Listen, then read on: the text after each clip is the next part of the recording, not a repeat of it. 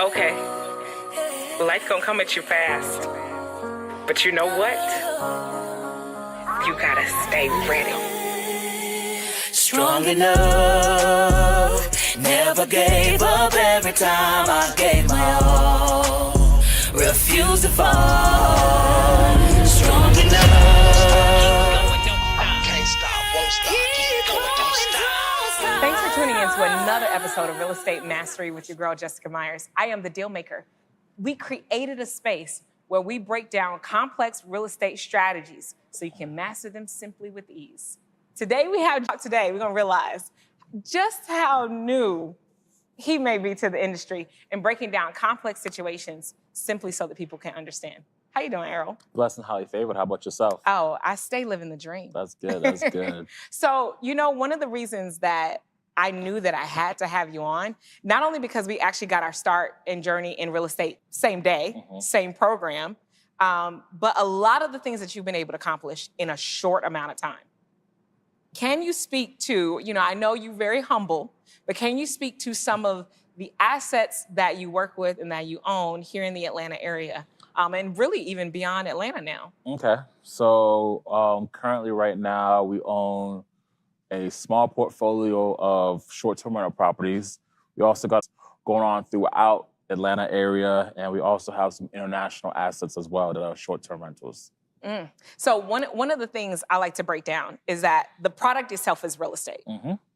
And the strategy can be short-term, it can be long-term rental, it can be the BRRRR method.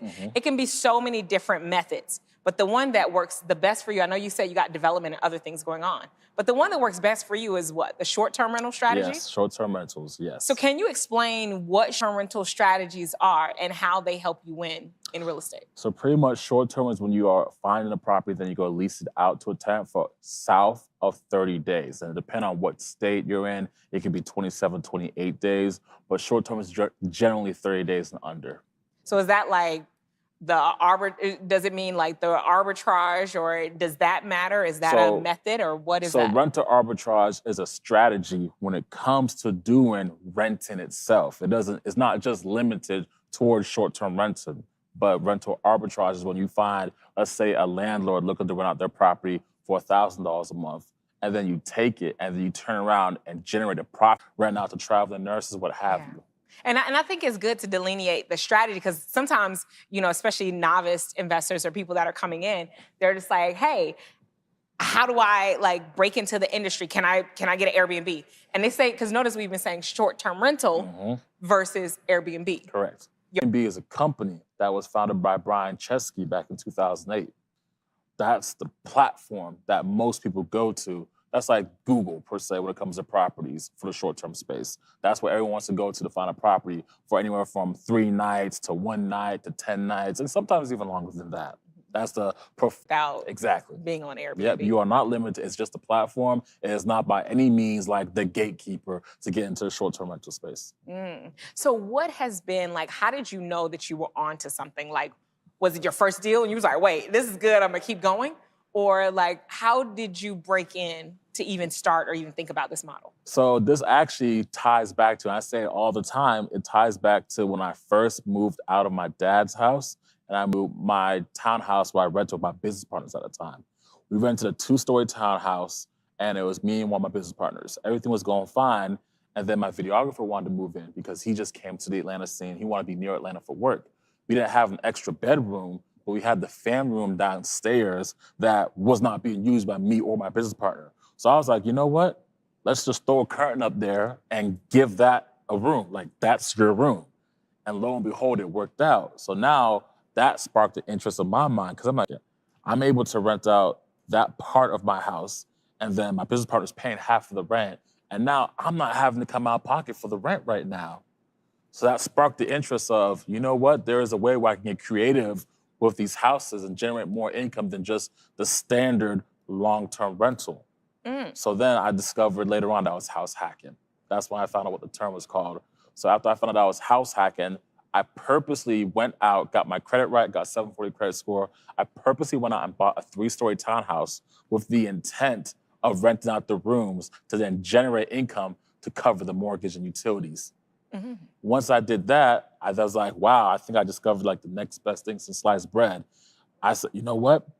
I'm making all this good money, and I literally stayed in that house, still stay in this house too. I've been in it for now 4 years, and outside of months, I have not paid for a mortgage. So you're talking about living rent-free. I've actually been getting paid to stay. That's the name of my ebook, ironically, that shows people how to do it. It's getting paid to stay. Nice. So once that happened, then another idea came off. I was like, wait a second. If I can generate this money in my household, it was only like a couple $100, like $300, $400 a month, but I'm living in my house and getting paid to live there. What can I do with a house I don't live in? How much money can I make with a house that I don't occupy and I can fully rent out the space to my leisure? Now, who manages all of this? Like, are you going around and welcoming us when they come in? Or who does all of that? Automation. Listen, from the time you book my property to the time you check out, it's all automated. And it feels like you're talking to a human when you go through my process of staying at a home. Like my business partner right now, we have a project in the DR. He stayed at one of my Airbnbs in Atlanta. And he asked me, he's like, man, when do you find time to message me all these things that you're messaging me? And I'm like, I'm not messaging you. That's just my automated sequence. He's like, oh my God. Wow.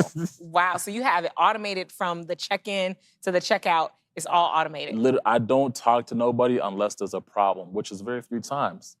Now you say problem. A lot of people are scared, especially you start talking about personal home. The first thing I think of is I don't want nobody telling me about my loud music. I don't want nobody telling me about my stuff. So how do you handle when you do get guests that are unfavorable, may mess up?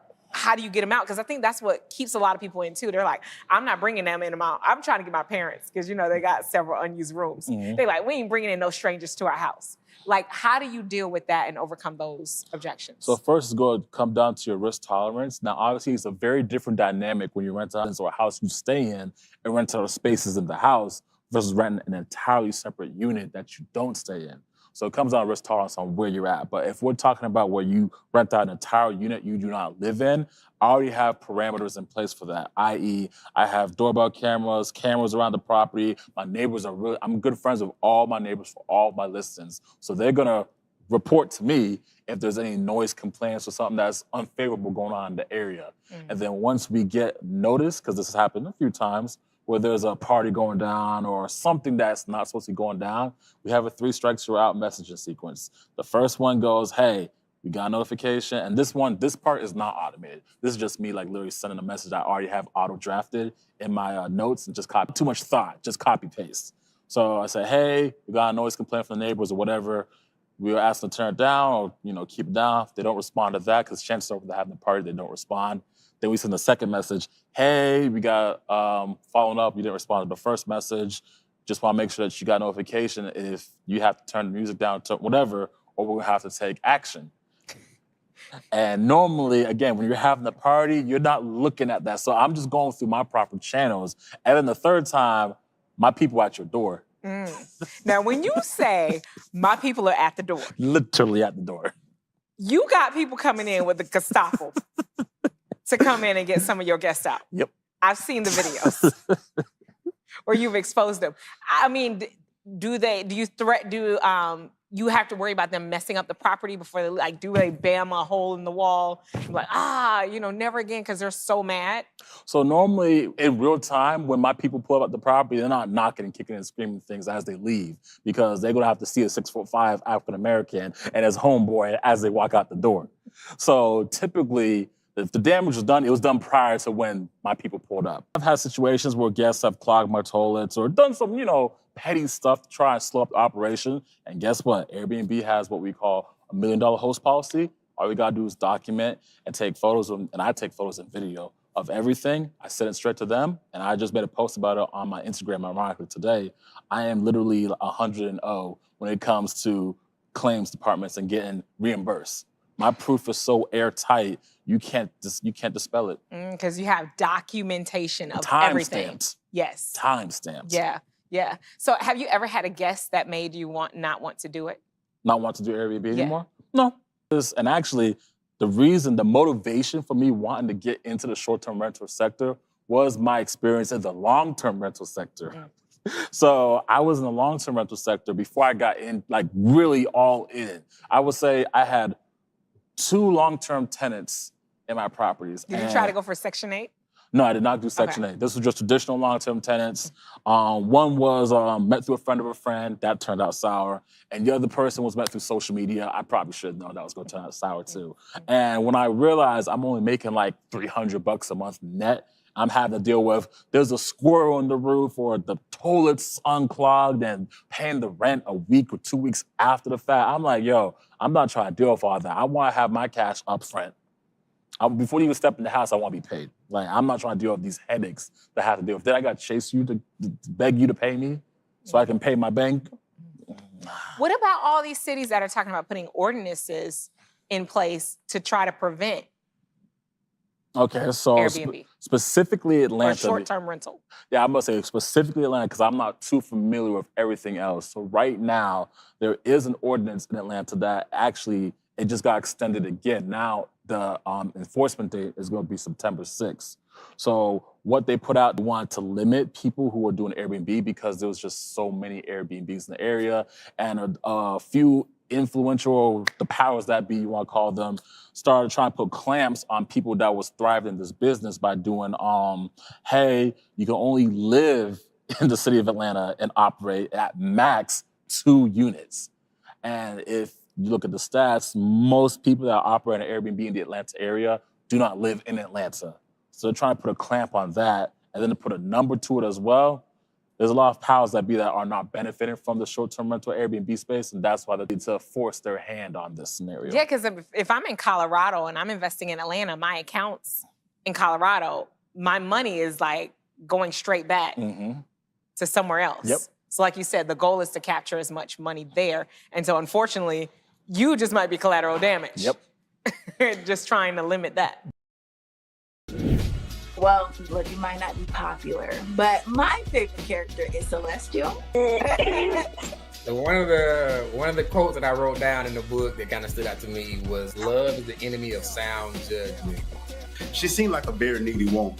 And I can't even respect Andre because how do you prey on your friend's wife while he's incarcerated? Like, you know, I just can't get with that. And maybe I got too invested in the book, you know.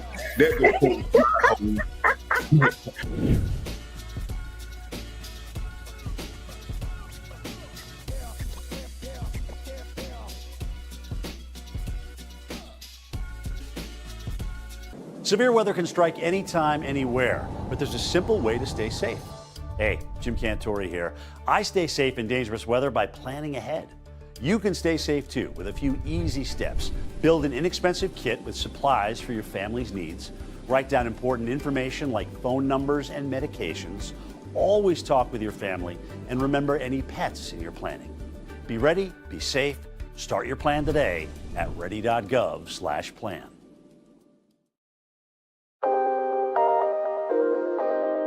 Every discipline starts with creating a habit.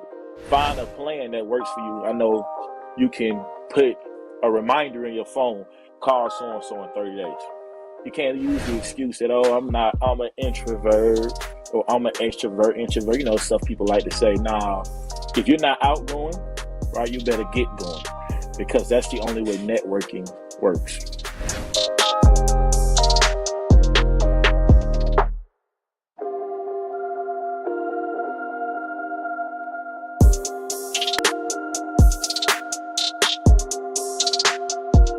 Well, right now there's a great group going on called Armstrong, and they're actually fighting the good fight. The president's name is Mr. Rich Monroe, and they are fighting for Atlanta short-term rental operators' rights to continue to do short-term rental in the Atlanta space. Oh, that's really good. Yeah. And even for people that want to mobilize this type of system in other areas that they may be clamping down, it will be good to get the structure, the infrastructure Yes. For something like that. What is it called again? Armstrong. So it stands for Atlanta Metro Short-Term Rental Alliance, AMSTRA. Gotcha. Armstrong. It sounds like something strong. I got you. So if I'm my first 90 days and my credit's not good, what all things do I need to focus on? And maybe, you know, I don't have much money. What all do I need to focus on getting together to start getting my my short-term rental? Is that the first place you say start? Or should I start somewhere else first and then get my footing there? Like, what is a good metric to see if I'm ready? So before anything, I always tell people, get educated. Like, you come into this space with no mentor, no guidance, or nobody to fall back on when stuff goes left, guaranteed to fail. For instance, would you ever trust a pilot or a doctor to operate on you or operate a vehicle if they've never done it before, been trained to do it, gone through school to do it? So why would you try and start this business off of just pure luck and I hope I get it right? No, we gotta be calculated. So get educated first. And I promise you, 90% of the things that are a hurdle to you, to get past the getting the information, knowing what to do, now let's see the real hurdle. So price might be a thing like, hey, you know, it's gonna cost me $5,000 to furnish the space. Or hey, you know what, my credit is shot right now and people are not taking me seriously, not letting me do a rental arbitrage because of how my credit looks. So now once you figure out what the actual problem is, let's just start with the cash thing. You know what, whoever suggested use your own cash. Ooh. So how have you had success with that? Oh, that's all my Airbnbs. Oh, wow. Like, what is a strategy that someone can think of to utilize that? So lo and behold, people may not know this. And I know because it was a foreign concept to me when I first discovered OPM, other people's money. Other people's money. Yep. There are people out here right now in your marketplace, wherever you are in the world, that have too much cash. I don't believe it. I don't believe it. It's okay. How do you come across these people? Because it's bad economy. Yep. People losing their jobs. How are you coming across people with a lot of money? See, people who have an excess of cash, I'm gonna say that, they're not gonna openly say, oh, I got access to cash. You have to make yourself known or an authoritative figure in a certain space, and then that'll attract people with the monies to you. So I documented my whole entire real estate journey prior to even getting into the Airbnb space on like Instagram and Snapchat, Facebook. That's my social proof. That's my backlog per se. So then once I started doing that consistently, I'll never forget it. When my very first investor was one of my close friends from college, he reached out to me. He's like, yo, I see you doing your thing and I want to invest with you. I'm like, all right, cool. At the time, I never took an investment before. So I was like, well, how much money you have? And I didn't even know about ROI and terms, all that stuff. He told me, yo, I got 50 grand. I'm like, I have never seen 50 grand in my life. Wow. Not in one time. Wow. Yeah. Not in one time. Yeah. So he's like, okay, cool. So we did the deal. So how did he know he could trust you with it if you because he saw all my social proof. He saw all what I was doing on social media, and that money was being made and value was being provided. So he was influenced enough to say, you know what, I feel comfortable investing in you versus what I have my money doing right now. It's like it can grow more with somebody with the plan. Yep. Because that's one of the things I'm always talking about, like iron out the plan it out, and play it out. And when you have the plan in place, like you said, people can clearly see the vision and the ROI or the return on investment. Yep. So I don't like actively with people that say, yo, I want to get some money from you. They come to me because of what I've done on social media. So now, with my first investor, he said, yo, I got 50. And this is one thing that I'm going to tell everybody. When it comes to raising money, or not raising money, but when it comes to like attracting people and, getting that OPM, no matter what they tell you, if they say I only got this, guaranteed you got 2x of it. Like, yeah, I did. He said, I got 50K. We did that deal. Fast forward 6 months later, he had 250K for me. Wow. I was like, you could have led with that. And it's so funny because I think people seeing this now are going to be like, there's no way I know anybody in my circle. But I actually had a similar situation where I was trying to raise $500 for charity. $500. I was doing a space tournament. I was doing everything that I can think of. So it amazed me, and I couldn't raise it, by the way. I only raised like $120. $120. So it amazed me that by the time I got into real estate, like you said, the social proof, I'm like, you know what, ain't nobody got no money, so let me just start doing real estate. Let me start talking about it and just documenting my journey. Gary Vee actually inspired me to do that. He was like, document the journey. Yep. The next thing you know, I start having people hit me up, yo, I got 10,000, I got 50. And to your point, they had way more than that. But they're like, we've been seeing what you're doing. We want to get involved. We were scared. We didn't know what to do. So it's kind of like they're seeing you make your failures, success, and all that stuff. And they're like, well, how do we become a part? I got $15,000, $30,000. And I'm like, wait, where were you when I was trying to raise 500? And I'm going to tell you what they was. They were still there, but because the opportunity wasn't big enough, they didn't make themselves known. And you know what? I said that too, because somebody asked to borrow $20, right? And we all have friends. We know, let me hold $20. Let me hold $40. And I'm just like, I'd much rather you ask me for $1,000 and you tell me how you can turn that 1,000 into 1,500. And what's your payback plan? Oh, because you make people what? Do collateral? Oh, I get collateral. Friends too. Yeah. For borrowing? Yeah, borrow money from me. That's why not many people ask to borrow money from me. Like listen, unless you are my mom, my brother, or my dad, or very close family to me, you're gonna be on a collateralized payment plan. I'm gonna need some collateral. We're gonna agree to these terms. You're gonna pay back in this pay, and if you don't pay back on this date, guess what? You're gonna have a late payment penalty fee.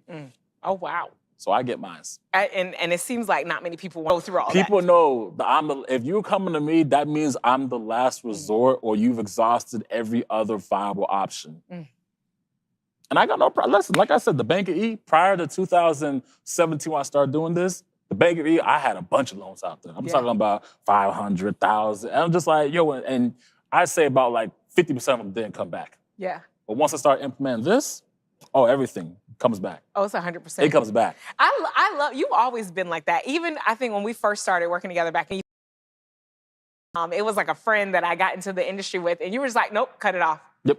And I was like, wait, no, but. And I remember. I see the excuses. I see where it's going. Yep. Like, how do you get that discipline? Because I feel that is the separator, too, a lot of times, with people executing guru versus guru. So that actually comes from my dad. Shout out to Errol Allen Sr. He was in the military. My grandfather was very strict. So all that discipline comes from their teachings. So that's where I have a no-nonsense attitude when it comes to executing in business. And you've accomplished all these things as the new kid, so young. Yep. What's next? Like, where do you go from here? Like, you're not even 30 yet. And you already talking about a portfolio. Like, anytime anybody's coming to Atlanta and they say, hey, I need an Airbnb, I just forward over your list. And it's like, pick one. Pick one from his portfolio of assets. I'm so extremely proud of you. But what's next? Like, it's so much you've done already, not even 30. What is the next step? So next steps are, for me, naturally multifamily and commercial. So that's what we're looking to break into next. And then I do want to do some dibble dabbling. I have some things going on in the crypto space that I want to bring to life very soon. So my next two big things is commercial, multifamily, and my crypto activities got going on. But you help people too, actually train them to get into the industry. Can you speak more of how you help people to successfully transition? Is it solely into Airbnb? Because I know you got started as a wholesaler. Yep. Featured on one of our other episodes, and that's actually where both of us got started. And you've parlayed it now into multi-million business. So do you have ways to help replicate that success and help others get involved? So I have a few coaching programs I do offer. So my Young Bucks Nation coaching program, that's my lower tier program that shows people how to generate a six-figure wholesale business with very little out-of-pocket expense. And so the price tag for that is about a one-time fee of $750 and $50 a month.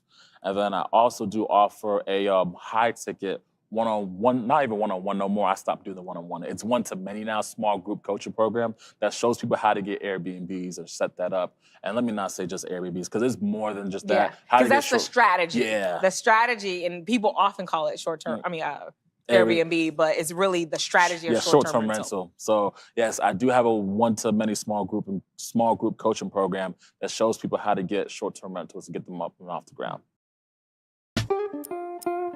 One of Dr. Gino's strengths in his preaching to me is his ability to situate the listener. Transition is hard. In fact, I dare say that it's one of the most difficult things to do. And I mean, in a real sense, it is so hard that in one, it produces fear. You pick an image that we all can relate to. What do you love most about your practice of African-American preaching? Go. My practice of African-American preaching is steeped in Zora Neale Hurston's Negro expression. When we sing a song, it's sung a lot differently. When we do a dance, it's done a lot differently. When we preach a sermon, it's done a lot differently because we take it through our struggle and we adorn it and beautify it. And we've had to dare to find God and mine hope so that we might be able to know that the trouble that we go through doesn't last always.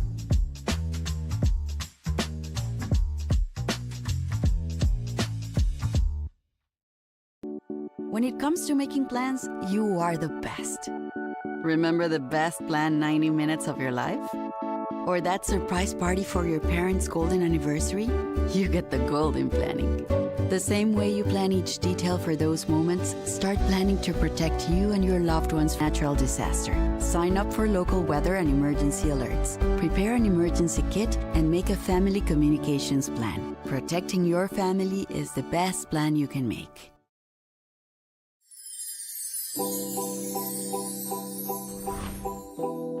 Would you say that the pandemic has been a trauma for citizens around the globe? Trauma walks with us through life, through things we see, through communities we live in, through experiences that we've been exposed to. So, the pandemic kind of took all that stuff that was back there that we really haven't addressed and says, oh, well, hold up. I got another story to tell you.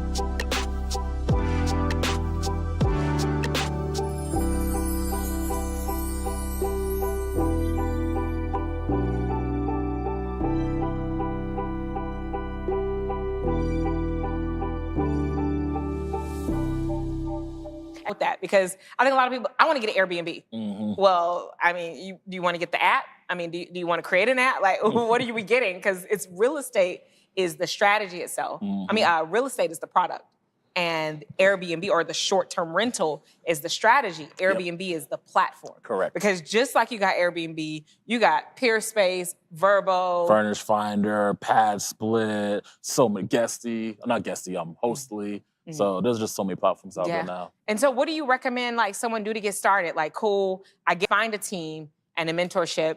My area, let's say I live in the rural area, like what do I do? Great, you live in Atlanta and you got access to all these different places. What do I do? And I'm not in Atlanta. So like I always say, the very first thing is to get educated. And get educated means find a mentor who can show results. Always be qualified, because a lot of gurus out here, I only talk to gurus. I don't associate with gurus. So get educated, find a mentor, follow their plan or whatever schematic they have to a T, because obviously, if you vet them right, they are having the results that you want for yourself. That's it. Any final words you want to leave any of our Airbnb potential people that want to get in? Any final words of advice? Because you mentioned some of the pitfalls of having to get somebody out, the systems that you cover, some things but any final words that, or anything that maybe we didn't touch on? So I want to just say, because when it comes to anything you do, it's going to be a numbers game. And this business, or whatever business you decide to do, it works if you work. That's all it is. A lot of people, they come in, they come short. They say, you know what? I'm going to try and get 5 Airbnbs in the first 60 days. And guess what? Burn out, you get demotivated, and you say, you know what? I quit. But mind you, let's look on the flip side. Because right now, any business you're doing, it's a learning process. It's education. You can go to school, formal education, college, for 4 years and not make a dime, and be knowingly and willingly to do that because, I'm going to then be in a position to be able to try and command money from the marketplace. You want to do that for 4 years, start off at not just zero, but negative 50, 60, 80, $100,000. Negative 6 figures. In the student loan debt, and then go out there with the opportunity to make money. But you come into this sector, it doesn't work out in the first 60, 90, 120 days. Oh, it must not be, it's a scam. I can't do it. You know what? I'm just going to go back to the other option. Yeah, because what was that time window? Because we talked about you getting started. What was that time window, though? Like, when can people actually look to start seeing success in real estate? Or is it that your exposure in wholesaling helped you to get a lot further? So the question was, when can people start seeing success in real estate? Is that the question? Yes. That depends on you. Well, Airbnb. Oh, an Airbnb, that depends on you. It's always going to depend on you, because you know what? I have some people that come in, and it took them 6 months to get their first Airbnb. I have students come in, it takes them 30 days to get separates the person who took 6 months, the person who did 30 days, their work ethic, their attention to detail, their relentlessness to say, I'm going to get it done. See, there's some people who say, I want to make this happen. There's other people who say, I need to make this happen. It's those people that I want to work with, the ones that say, I need to make this happen, because they got a reason that's bigger than just, I just want to make the money, or it's something bigger and deeper than that. You know what? And that actually brings me back to when we first got in the hotel sector, because we looked at a couple of other deals, me and my partner, we looked at a couple other deals. And I'm like, it's great to talk about the one that went very well, the Hilton deal that we were able to acquire in El Reno. It's great to talk about that. But it was like 10 other deals before that did not work out. And I remember getting back from a vacation in September, And my partner, she was like, my grandmother passed away. I promised her that I would do this, and she didn't get to see that. So we doing this no matter what. Literally, by October, we found the deal. November, we closed it. And it was just, to your point, it was something that we spent months and months and months, really at that point, probably 2 years, looking for the perfect deal. And then when we made that determination, it was amazing the things that began to open up. See, my thing is, do it while it's optional before it becomes mandatory. See, nobody wants to get in shape until you have a heart attack. Why you gotta wait for that life traumatic experience to happen for you to say, you know what, I need to get my butt in the gym. So I'm a big proponent of do it while it's optional before life makes it mandatory. I feel like that just spoke to my soul, even beyond real estate. Like I got some things that I keep putting off and was like, I'll do that later.